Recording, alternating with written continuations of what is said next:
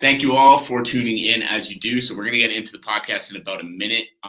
Before we do, though, if you have tuned into the show before, obviously you understand why we're here. You understand the goal of the podcast is to help athletes reach new levels in their sport, help athletes figure out those little tips and tricks that they need outside of just training in order to reach higher and higher levels, and in turn start to achieve the things that they actually want from their athletic careers. So if you are an athlete tuning into this right now, drop a comment and let me know first what sport you're competing in, and second, what kind of things you're struggling with so we can touch on these in future episodes as well. The goal of the show, like I mentioned, is to help athletes, and the best way we do that is if we're hearing from you. So if you are an athlete tuning in and you're struggling with anything, whether it's specific to the sport, whether it's focused in more around, your mindset around training, nutrition, whatever else it might be, drop a comment and tell me so that we can start touching on things that you guys are actually struggling with and just get deeper into the specifics that you're actually going to need. So for the show today, we are going to be talking about training, and we're going to be talking a little bit about mindset around training. So let's get into the show. But quickly before we do, if you're here right now, I want to ask of you, share the live stream out with somebody so that we can get a couple more people tuning in and we can start spreading the word about this show. I know we're doing some pretty good things here, and I would love to be able to spread this further and further and further. And it is easiest to do that with your help. So let's get into the show. We're going to be talking about the mindset around training, and we're going to be going in 3, 2, 1.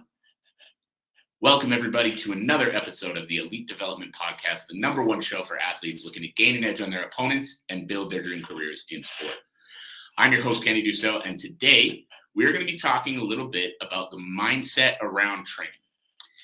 Now, this episode all stems from a video that I posted yesterday talking about athletes training like marathon runners.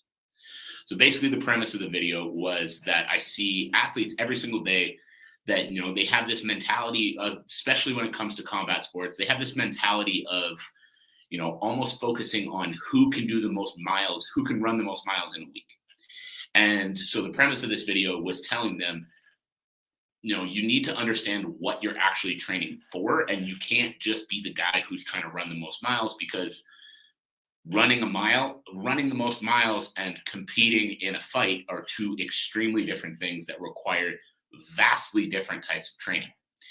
So, the video did pretty well overall. I got some nice feedback on it, and I got one reply that I wanted to touch on today. And the reply was from an athlete that said, I run 5 to 7 kilometers a day, 6 days a week, and I've never had any problem with my stamina. So the reason that this one stuck out to me, and the reason I wanted to talk about this reply today, is because this is also a very common theme I see with a lot of athletes. They're not having problems right now, so they look and they say, well, what I'm doing right now must be working, so I'm going to keep doing what I'm doing and just expect that that's going to be what carries me through. And, if you're here right now and you can relate to that, let me know, because I know a lot of people out there do get stagnant in their training. They do get quite stale in their training of, just kind of doing the same thing over and over again. And even if right now it seems to be working for you, we're going to talk a little bit today about why you don't want to just lock into that single routine and just keep doing that, expecting that to just work for you long term. Now, first off, if you have found a routine that's working well for you, good. You've got some good fundamentals of things that you need to be doing in order to continue to see success in the sport. That's awesome. But the same deal as, let's think about it in terms of your skill training. If you're going into the gym and you're working the exact same combinations, you're working the exact same skills, you're doing the exact same thing day in and day out and day in and day out, there's only so much progress you're going to make. Obviously you're working on the same skill set in terms of you're working on the same sport, but as you start to get better, you start doing different things. As you start to get better, you start changing up the skills you're working on. You start adding to the skills you're working on. You start doing different things in order to be able to see a better and better result. So athletes generally understand this about the sport-specific training, about the skill side of the game. But where I see them really lack is they don't think this way about the strength and conditioning side. So many athletes I speak to think that, they need to practice their skills and then they just need to work until they puke when it comes to the strength and conditioning side. And if you're here right now and that sounds like what you're doing, I want you to stay tuned into this, because this is going to be something that will change the game for you going forward. If you are an athlete and your whole focus when you get into the gym to do your quote unquote strength and conditioning work is how hard can I go before I puke, or how many miles can I put in, or how long can I go before I can't go any longer, understand that you are not properly training for sport. Building a hard workout is not a hard thing to do. Literally any person off the street can bring any athlete in the world into a gym and build them a workout that is going to push them to the point of wanting to puke. It's not a difficult thing. Pick 10 exercises and make them do 500 of each one. They're going to hit a point where they're going to want to puke. But now what we need to do is think about it in terms of actual preparation for the sport. If you are at a point where everything you're doing is just pushing to the point you want to puke, yeah, you're working really hard, but the effort that you're putting in is not getting you the best result for that amount of effort. So the goal when you're training properly is not to put in the most work. The goal is to have the work you put in give you the best result. So coming back to this comment that I got on that video saying I run 5 to 7 kilometers a day, 6 days a week, and I've never had any issues with my stamina.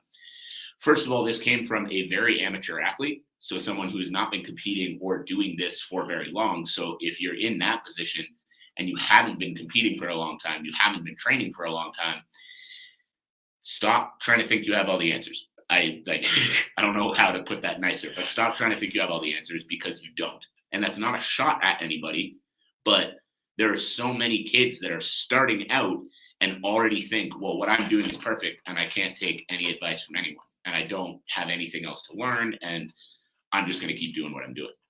So if you're in that position right now, make sure that you're opening up your mind and understanding that you don't have all the answers, and it's time to actually open up your mind and start learning from other people. But coming back to that comment, I run 5 to 7 kilometers a day, 6 days a week, and I've never had issues with my stamina. The reason that it stuck out to me and the reason that I wanted to talk about that one today is because just because you're not having issues, it doesn't mean that what you're doing is optimal. Just because you're not having issues, it doesn't mean that you're necessarily on the right track.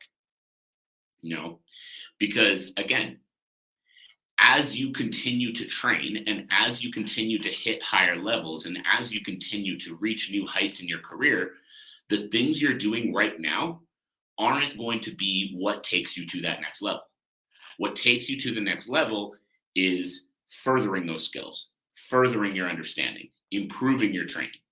So the same way as you look at your skills training of as you master fundamentals, you start adding to them, you start adding another shot on the combo, you start adding a little bit more defense, you start looking at your game and figuring out what do I need to improve about my game? What do I need to do in order to make that improvement? And you start implementing that in practice. Start viewing your strength and conditioning the same way. If you really want to succeed, start viewing your strength and conditioning the same way.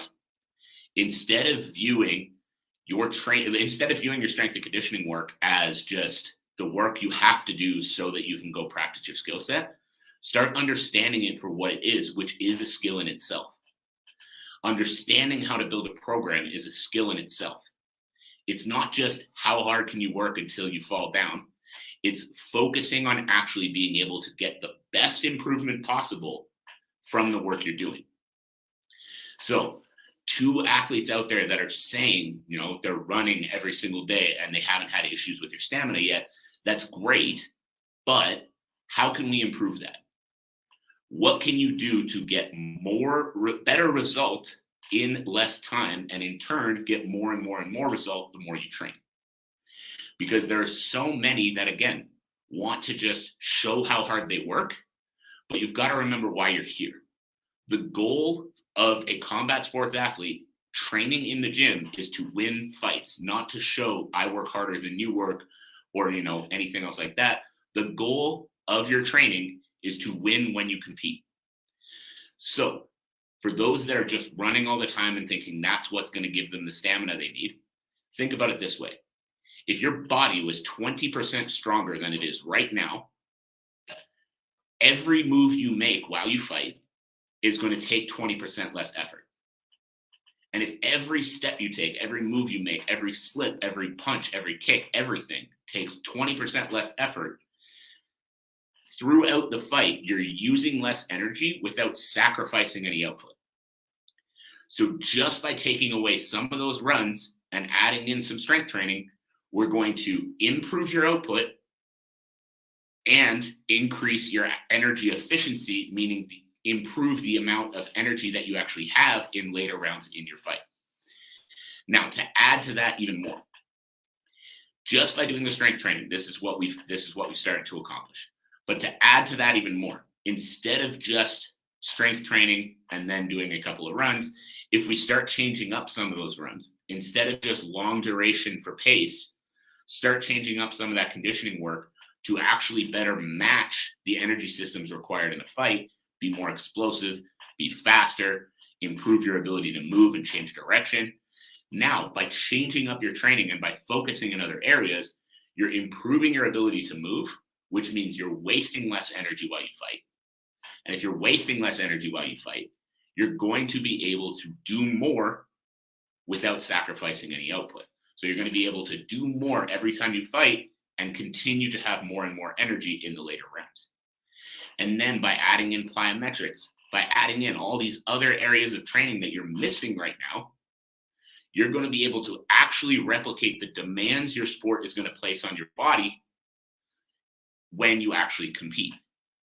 So start looking at strength and conditioning as a skill instead of just a box you need to check during your week to say that you did it. The skill of this discipline, the skill of this area of training is continuing to understand how you can maximize results and minimize time. People think this needs to be the, crazy hardest stuff you've ever done in your week. But if you're training properly, it doesn't need to be hours on hours on hours on hours every single week. Most of my athletes do 2 to 3 hours of strength and conditioning a week. But by adding in those sessions consistently, by having them actually focused on areas of weakness in their body, having them actually focused on next areas they need to level up to be better when they step into the cage or the ring, they're able to improve physically. And in turn, they're able to get better results back in the fight where it actually matters. If an athlete right now is dealing with injuries, you've got a bad shoulder, a bad knee, whatever else it is, if all you're doing is continuing to run 5 to 7 kilometers a week, 5 to 7 kilometers a day, 6 days a week, every single week, that knee is not going to get better. And your conditioning is not going to get better because if you're running on a bad knee and making that bad knee worse, now you're just going to give yourself a whole host of other problems. But if your program is built around actually physically building up your body, now you're putting time into improving those weaker areas or improving or building off of those injuries.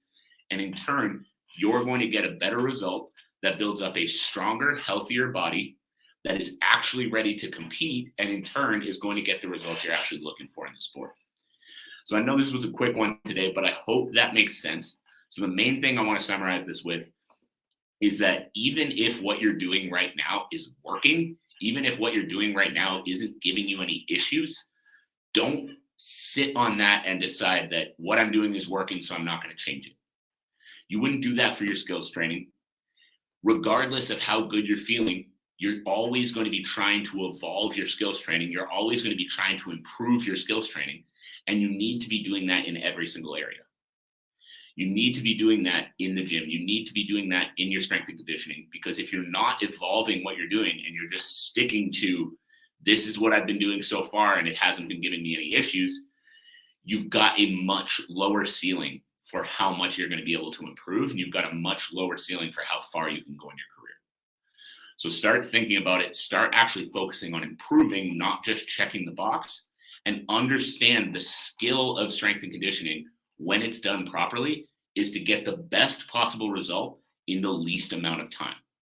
And if you can continue to focus on that, and you can continue to learn in ways that are going to help you accomplish that, you're going to see better and better results back in the sport. And in turn, you're going to see better results back in your career. So that is it. That is all. I appreciate you for taking the time to tune in. If you're tuning into this on the podcast or on the YouTube channel, not actually live with me right now, do me a huge favor, drop a comment on the video and tell me what it is you took away. Tell me anything that you were able to take away to apply directly to your own career. I always love hearing those. I always love seeing what clicks with people. And if you have any struggles right now in your athletic career that you'd like us to touch on the show, definitely drop me a note there as well so that we can make sure that we are doing our best to help you, because that is the goal of this show. So thank you guys again who tuned in live. I appreciate you taking the time to join me here. That is it for me. I hope you have a great day, and we'll talk to you all again soon.